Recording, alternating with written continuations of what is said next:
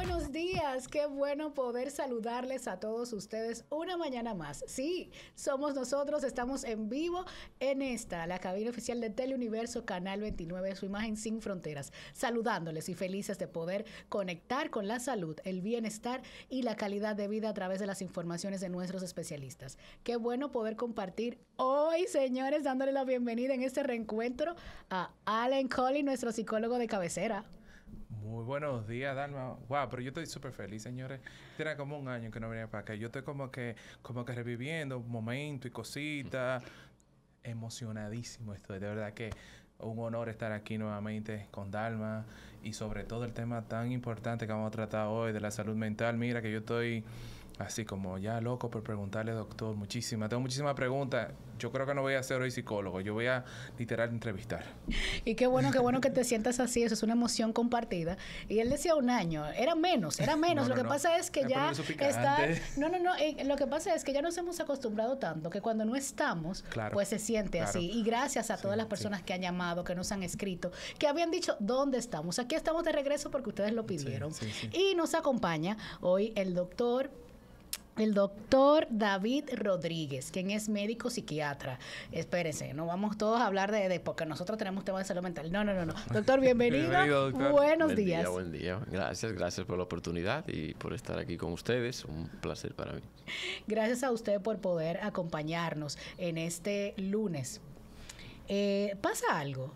En estos últimos días, en estas últimas semanas, el tema esquizofrenia ha estado en la palestra, ha estado en boca de todos, y lo que más me llama la atención, doctor, es que ha estado tal vez en boca de personas que no entienden o que no saben del tema haciendo opinión pública. Entonces, por eso queremos que los especialistas, tanto ustedes de la parte psiquiátrica como entonces Allen también desde su punto de psicología, podamos orientar a la población. Excelente. Allen. Doctor, vamos a empezar con lo básico, doctor. ¿Qué es eso de la esquizofrenia? ¿Está bien utilizado, implementado ese término? ¿En qué consiste? ¿Cómo se come eso? ¿Y qué tan frecuente es eso? Bien, bueno, la esquizofrenia sí es un término bien aplicado.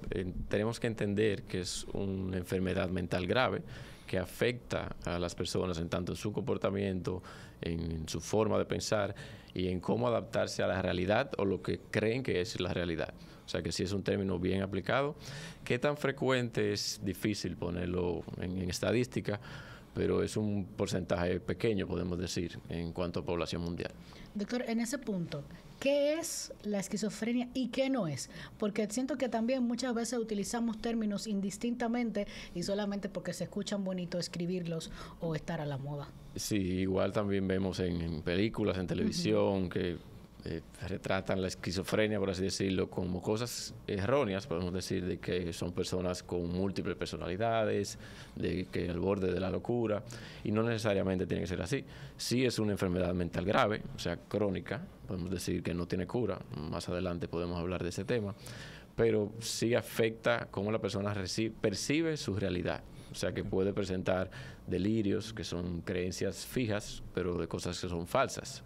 Por ejemplo, que yo tengo un vecino que yo tengo la idea de que esa persona me espía, de que tiene cámaras de vigilancia en mi casa, de que me intercepta el teléfono y escucha mis conversaciones. Eso sería un delirio. Puede presentarse en la esquizofrenia. También siempre viene, o casi siempre viene acompañado de alucinaciones, que sea escuchar voces o ver cosas que no están ahí, o sea, sin un estímulo externo. Doctor, ¿y qué puede ser el desencadenante, digamos, de esa enfermedad a nivel, me explico, un niño un adolescente de 15 a 16 años puede ya tener, digamos que sintomatología esquizofrénica, o puede haber un desencadenante ya en la adultez, como no había ningún rasgo, pero pasó un detonante específico y digamos que esa enfermedad se descubrió? Si hablamos de factores de riesgo o causas, son muchísimas. No podemos puntualizar una sola causa. O sea, hay muchas causas ambientales, hay un principal factor genético. Si una persona con un pariente directo que tenga esquizofrenia tiene más probabilidad de padecer esquizofrenia, ya sea padre, un hijo, alguien que la padezca. Hay temas, por ejemplo, desde el embarazo de ese individuo, desde en la barriga, podemos decir, si la madre presentó alguna infección en ese periodo prenatal, si presentó hipoxia, o sea, falta de oxígeno al nacimiento, algún trauma. Hay estructuras anatómicas a nivel de que se desarrolla de una forma no debida el cerebro, con las estructuras ya de ventrículos y demás cortezas, que puede desencadenar en una esquizofrenia. Igual está el asunto de las sustancias, que es algo hoy en día es muy... podemos decir que estamos en una crisis de sustancias, de consumo de sustancias. Y ya se ha visto en investigaciones que la marihuana, por ejemplo, puede ser un desencadenante de un episodio de esquizofrenia o ya de padecerla en sí. ¿Solamente episodios o ya, por ejemplo, el trastorno en sí específico permanente, neurodegenerativo? Todo depende, no puedo generalizar, pero depende del uso de las sustancias. Sí puede desencadenar ya que se quede permanente. Aparte del episodio, puede desencadenar, ya se ha visto, que sí puede gatillar la esquizofrenia en sí.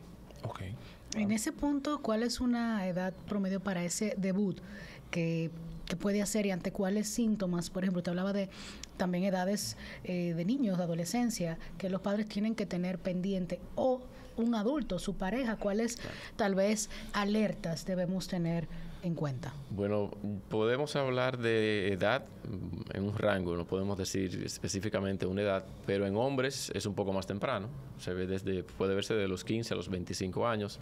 En mujeres ya de 25 a los 35, en un promedio. Se cree que las mujeres tienen el factor hormonal, eso de estrógeno y progesterona, que puede ser neuroprotector para desencadenarlo más tardío. Igual en hombres se ha visto que es más grave la condición que en mujeres. Y por ejemplo, algo que me viene a una inquietud, dado a casos específicamente que he visto, quiero compararlo. La depresión postparto, digamos que hay episodios psicóticos. ¿Eso puede ser, digamos, una permanencia para a lo mejor un posible trastorno esquizofrénico por una depresión postparto o no? Estamos hablando de un rango de edad de una mujer fértil, dio a luz, depresión postparto, procesos hormonales, etcétera. ¿Puede desencadenar un episodio, digamos, que esquizofrénico ya permanente o no? Todo depende, porque alguna situación estresante, muy estresante o traumática puede desencadenar, sí, pero más si una persona ya tiene la condición genética, o sea, si es más vulnerable a padecerlo, puede pasar que un trauma o un estrés muy grande puede desencadenar una esquizofrenia, sí. Pero no podemos hablar solamente de que una depresión postparto sea la causa, sino que hay un conjunto de factores, sí. Entonces, quiero insistir un poquito en llamar la atención sobre los síntomas, sobre los signos. ¿Qué puede ver una madre en un niño o en un adolescente que tiene que decir, tengo que llevarlo a un médico psiquiatra, o una pareja, o un familiar, o sea, o hasta un amigo, porque a veces estamos, ¿verdad?, entendiendo que todo es normal, y en un mundo tan individualista como nos vamos convirtiendo, tal vez perdemos de vista esas pequeñas alertas y podemos ayudar a tiempo. Claro. Igual es muy difícil por la parte de que ya mencionaba de los delirios, de las alucinaciones, pero de forma simple, si un familiar, si su pareja, usted nota un cambio de conducta de forma abrupta, que de la noche a la mañana hay un cambio muy drástico en su ánimo, que se aísla socialmente, que prefiere estar todo el día trancado, que no tiene contacto social, y es algo que no va de la noche a la mañana, pero se ve que si hay algo que puede ser un signo de alerta, puede ser esa parte, porque es difícil que una persona admita que está escuchando voces. O sea, sería algo muy difícil yo acercarme, estoy escuchando voces, porque esa persona no distingue lo que es realidad y lo que no es. Entonces también en ese adolescente, en ese niño, tal vez es más fácil para una madre decir, porque no te lo soñaste o me está pasando esto, ¿no? O también en la parte del estigma social de la famosa frase, la famosa palabra o el estigma, yo no estoy loco. Sí. Porque es lo primero que literalmente tu cabeza llega. O sea, si tú estás teniendo algún episodio específico, psicótico, de alucinación auditiva, visuales, lo primero que llega a tu cabeza, que es esa contraparte emocional de, pero ¿será que me estoy volviendo loco? Pero yo no estoy loco, porque yo me estoy sintiendo, me estoy palpando, veo que tú eres real, pero porque yo estoy escuchando esta voz que me dice algo específico que yo sé que no es algo natural, que no es algo que va en contra incluso hasta de mi propia moral. Quienes lo vemos así, porque ahora yo me pongo en el punto, ¿verdad?, de que Hablamos de este tema por lo que pasó recientemente en nuestro país, pero también cuando se hace un análisis, lo vi en la noticia también internacional, de cuáles cuadros tienen algunos criminales ya juzgados, ¿verdad? También se le ha encontrado un diagnóstico de esquizofrenia. Y el año pasado, para esta misma fecha, hubo otro caso famoso en este país, por el cual también tocamos aquí en Saludando este tema. Me lleva a preguntarme, ¿cómo podemos diagnosticar, tal vez a tiempo? Y la temporada, no sé, climática o ambiental, influye en estos detonantes, en estos casos? El tema de ambiente no, pienso que no. O sea, no está demostrado nada de esa parte. Pero sí es algo de que no es de la noche a la mañana. Viene siendo algo gradual. O sea, el deterioro, ya sea aparte de los delirios, de las alucinaciones, también viene con una parte afectiva, o sea, del ánimo, de que la persona no muestra muchas emociones, ya sea en su expresión facial, en su lenguaje corporal, y ahí viene el aislamiento social, de que no quiere compartir y se aísla, porque no distingue esa realidad de que estoy escuchando voces o pienso que me quieren hacer daño, y viene toda esa parte. En la otra pregunta ya de los demás casos, claro, solo vemos lo que vemos en redes, no sabemos en sí lo que hay en la investigación, pero sí es algo que afecta tu funcionalidad en todo ámbito, en tu parte laboral, en tu parte de relación de pareja, o sea, en tu entorno, o sea, tu vida completa ya hay una forma de que se degrada. Y en cuanto al diagnóstico, claro, es clínico, no tenemos una prueba de laboratorio ni una prueba de imagen específica que diga, según estos resultados, tiene esquizofrenia. O sea, es básicamente clínico, basándonos ya en criterios clínicos, tiene que ser por un especialista de salud mental. Y son los criterios básicos podemos decir, del diagnóstico de trastornos mentales. Tras la pausa, quiero conversar con el doctor David Rodríguez sobre los tratamientos y sobre la importancia de mantenerlo. Y con esto, el acompañamiento con alguien familiar, que es tan importante, ese acompañamiento integral para los pacientes con esquizofrenia. Ustedes no se muevan de ahí, que en breve regresamos.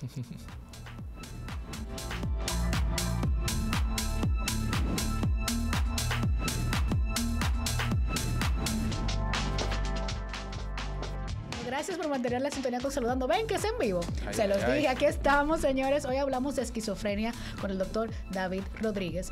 Y antes de irnos a la pausa, hablaba de que quería saber un poquito del tratamiento, doctor. Y con esto algunas preguntas que también tiene Ale. Sí, bueno, doctor, antes del tratamiento a mí me gustaría hacerle 3 preguntas. Primero, ¿por qué es considerado una enfermedad neurodegenerativa? Porque no sé si vio en algunos programas de que ya no es esquizofrenia, sino trastorno esquizoafectivo también. Y esas 2 mientras tanto, porque la otra se me olvidó. Bien. Bueno, se puede decir que la esquizofrenia se trata como una enfermedad neurodegenerativa, porque aparte ya de lo mencionado, delirios y demás, afecta totalmente la atención, la memoria de la persona y esas funciones ejecutivas Bueno, con los síntomas ya un poco más emotivos se presenta lo que es la abulia, que es como la falta de voluntad de iniciar una actividad o mantenerla. O sea, de realizar una rutina, incluso se ve mucho en personas con esquizofrenia, la parte del cuidado, de la higiene personal, de que se descuidan, de que tienen mucho su forma de vestir, mal olor, y esa parte ya se considera que es algo, vamos a decir, neurodegenerativo. Ok, excelente. La otra pregunta ya me vino. ¿Es considerado un trastorno de la personalidad? ¿En qué digamos que tipificación está? ¿Esa etiqueta? Bueno, no. La esquizofrenia no, pero hay unos términos que sí van dentro de los trastornos de personalidad, que son el trastorno esquizotípico de la personalidad y el esquizoide, que es otro trastorno de personalidad. Y personalmente el esquizoide puede ser, vamos a decir, antes de presentar una esquizofrenia, una persona con este tipo de trastorno de personalidad que se caracterizan por el aislamiento, de que no tienen ninguna motivación de crear un lazo personal, o sea, de relación interpersonal, de crear un lazo afectivo, o sea, de mostrar una relación, de que tener pareja, de tener esa conexión, no muestran el deseo de hacerlo, o sea, no le interesa para nada. Ya si tienen este trastorno de personalidad, puede ser que desencadenen más propensa a una esquizofrenia. O sea, que hay una línea muy fina entre el trastorno de personalidad esquizotípico o esquizoide y digamos que lo divide simplemente, a lo mejor, ¿qué es lo que lo divide? ese trastorno de personalidad a lo que ya viene siendo la patología en sí de la esquizofrenia? Bueno, ya luego de Es presentar... una línea muy fina por lo que yo veo. Sí, sí. Pero el tema es que la personalidad, el trastorno de personalidad no presenta la parte de los delirios, de los brotes psicóticos y esa parte de las alucinaciones. Excelente. Wow. Doctor, los tratamientos para pacientes con esquizofrenia y ese acompañamiento a la familia, y con esto, ¿cómo una persona que tenga tratamiento sí puede insertarse a la vida laboral sin estigmas? Esta es la parte muy importante. Los tratamientos, como decía, la esquizofrenia no tiene cura, pero sí con tratamientos, medicación y, claro, un conjunto de acompañamiento psicológico, de rehabilitación, podemos decir, psicosocial, de volver a insertar a esa persona a la sociedad, de que tenga un trabajo y sí puede lograr una vida funcional. Pero lograr esa parte tiene que ser en conjunto, un equipo. No solamente la medicación con antipsicóticos, que es lo que tenemos disponible. Hay medicamentos que, claro, lo ameritan, de que podemos decir de por vida o una gran parte de su vida. Y esto es lo difícil de lograr esa adherencia de una persona que entiende que, podemos decir, no está loco, no necesita la medicación, o cuando se la toma, los síntomas mejoran y dice, yo estoy mejor, entonces no necesito la medicación y abandonan el tratamiento. Igual hay medicamentos inyectables de larga duración que están disponibles, que es un poco más fácil de una inyección una vez al mes que tomar medicamentos todos los días, que es lo difícil de lograr que esa persona acepte su enfermedad o haga conciencia de enfermedad. Igual en la familia, tenemos el tema religioso, tenemos todas las creencias que arrastramos como cultura de que hay un poder mayor, de que hay algo que ya sea brujería, ya sea algo de otro nivel. Tiene un mal de ojo. Exacto. Cuestión. Que interfiere también con la medicación y la ayuda de esa familia. Pero sí es vital, aparte de su medicación, siempre el acompañamiento psicológico y tanto la educación de la familia como de la misma persona que la padece para entender su enfermedad mejor. Claro. En ese proceso, Allen, la parte psicológica y ese acompañamiento integral psicológico, tanto del paciente como del cuidador y de todo el que lo rodea. Mira, es muy importante entender de que a los familiares es importante explicarles en qué consiste la enfermedad, en qué consiste, digamos, ese trastorno específico para que puedan sobrellevarlo. Y no solamente eso, identificar, digamos, los brotes psicóticos, se puede decir, a nivel esquizoafectivo, de cómo ellos se comportan, de cómo ellos, digamos, que están en su estado habitual o normal y luego a lo mejor están en un pico alto que deberían prestarle atención. También un proceso de acompañamiento a la misma persona con su proceso específico, con su trastorno específico, para que, digamos, que ayudarle a desarrollar herramientas para ellos identificar, ok, esta voz que estoy escuchando es real, es mi mamá que me está llamando, o esta persona, a lo mejor, sin dado caso de que tenga alucinaciones visuales, esta persona es real. Buscar herramientas específicas que le ayuden a ellos a identificar su proceso, a identificar su enfermedad, cuáles son esos detonantes específicos a nivel emocional, cuándo estoy en un brote psicótico, cuándo no. Y ese proceso en sí de autoconocerse o autoconocer sus enfermedades en sí, le va a ayudar mucho a lo que viene siendo sobrellevar los procesos sociales. Digamos que he tenido la oportunidad de tratar personas con ese, digamos, trastorno específico, y una herramienta que he utilizado mucho es, digamos, que exponerlo ante las situaciones específicas que ellos tienen, brotes o alucinaciones, lugares abiertos. Entonces, una de las cosas que yo utilizo es, ok, ve con un familiar a ese lugar específico. Cuando tú tengas dudas, tú sabes que tu familiar es real porque tú lo conoces. Tú le preguntas a él y tú le dices, ok, mira, yo estoy escuchando tal cosa. ¿Hay alguien diciéndomelo? Esta persona que está al lado mío, en dado caso de que tenga duda, ¿es real? Y eso se va incluso hasta una película, no sé si la fue muy famosa, Una mente brillante, o Russell Crowe, en donde digamos que él aprendió a sobrellevar su enfermedad, lo cual le ayudó a desarrollar herramientas para él saber qué hacer y qué no hacer ante circunstancias que él tenga duda. Doctor Allen, los puntos ya cuando llegamos a ese hecho de violencia, donde también a veces dentro de este mismo cuadro de salud mental, esa persona, ese paciente o esa paciente incurre, ¿verdad?, en ciertos actos de violencia que después entonces la sociedad quiere que sean juzgados como si fueran personas normales. cómo podemos también aclararle un poco a la sociedad y con esto pues contrarrestar los propios mecanismos emotivos y de defensa que tenemos. Claro, quiero aclarar sí que esa parte es más la tendencia en una persona con esquizofrenia a autolesionarse o a cometer un suicidio que a llegar a una parte agresiva o de homicidio. No es lo más común ver esa parte de agresividad y lo que desencadenó el tema ya que sabemos. Sí. Pero sí toda esa parte es una parte que hay psiquiatría forense en nuestro país para ese tema, para la investigación podemos decir, concluir si es o no imputable ante la ley.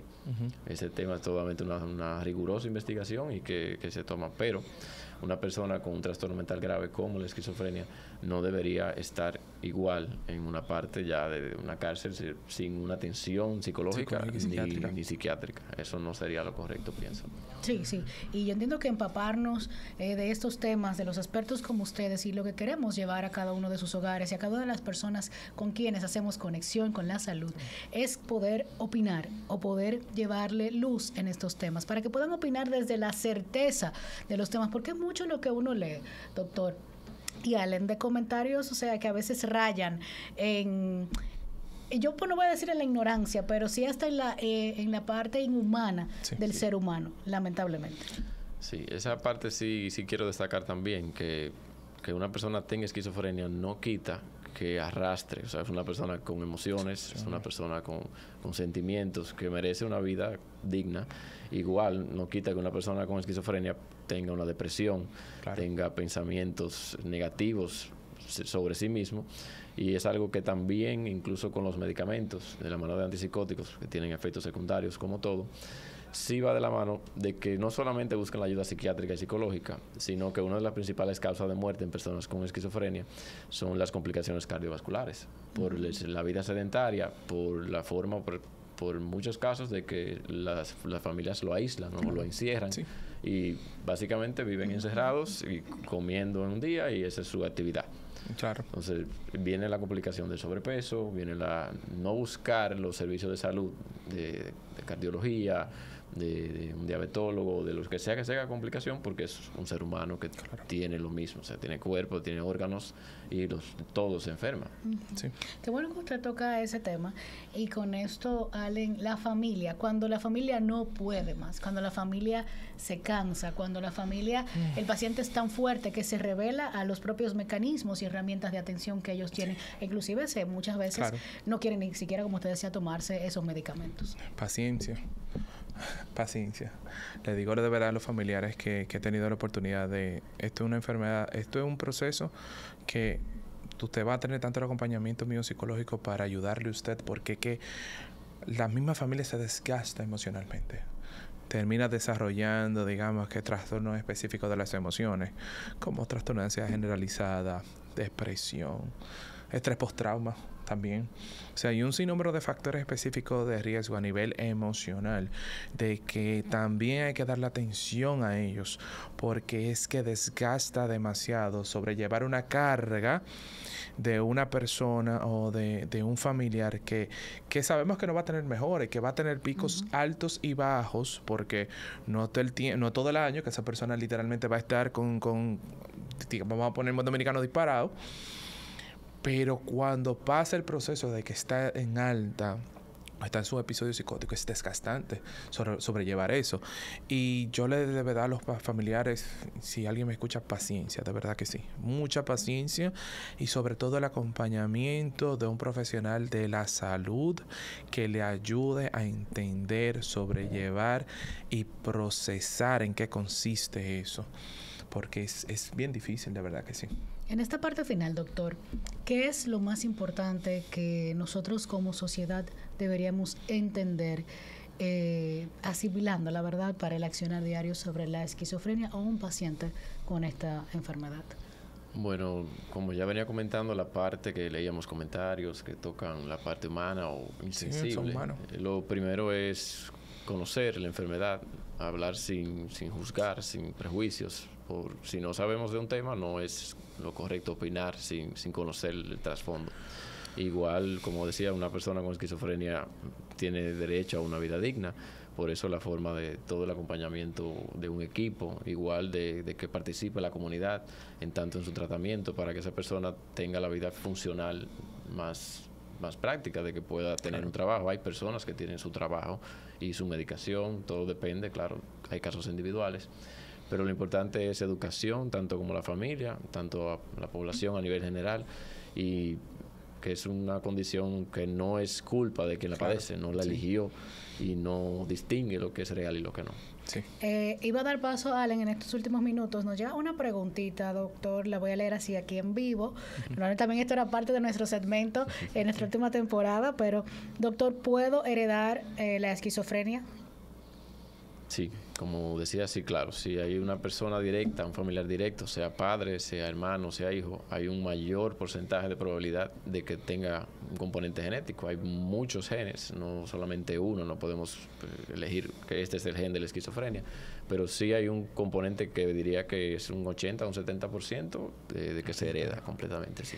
Yo pienso que este tema va a estar muy también en el tapete, y las personas a quienes nos escriben, gracias. Deberíamos tener, ¿verdad?, un par de minutos más, porque recientemente se estrenó una serie en Netflix donde se desarrolla una trama que también la paciente, la mamá tiene esquizofrenia, pero le hacen un cuadro a la protagonista que también es para que ella sufra alucinaciones y crea que entonces... Sé cuál es, sí. Sí, ¿verdad? Sí. Ángela, hablamos de Ángela para quienes están, ¿verdad? Creo que sería bueno analizarla, porque entiendo que ha despertado entre eso y el caso reciente. Es como que estamos ante una tendencia. Digamos que estamos despertando. ¿No estaremos hablando de las cosas que están pasando y que no se hablaban? No, estamos despertando. Yo creo, doctor, que estamos despertando. Es porque es algo que siempre ha existido.